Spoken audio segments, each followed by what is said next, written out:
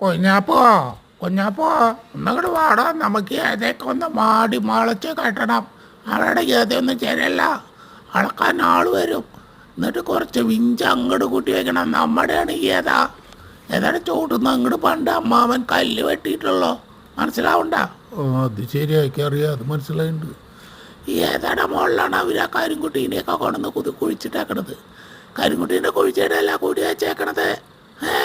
എൻ്റെ ഏതയുടെ മുകളിലേ ഈ ഏത മുഴുവൻ എൻ്റെയാണ്.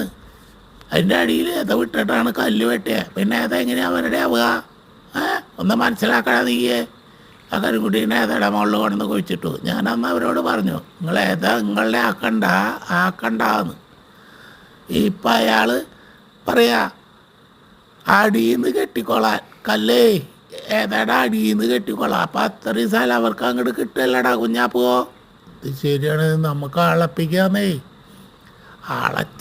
അളപ്പിക്കാച്ചാൽ ഇതിൽ 2 സെൻറ്റ് കൂടുതലടാ. ഇനിയിപ്പോൾ അവരുടെ മുന്നിൽ വെച്ച് എന്താ ചെയ്യാക്കിൻ്റെ തല തിരിഞ്ഞിട്ട് വയ്യ കുഞ്ഞാപ്പൂ.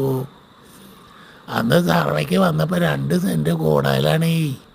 അവരുടെ സർവ പഴയ സർവ മാതിരി അല്ലടാ കുഞ്ഞാപ്പൂ. ഒക്കെ മാറ്റങ്ങളാ. ഒക്കെ കുറച്ച് വരിക. നമുക്ക് ഗവൺമെൻറ് ഫീസോളെ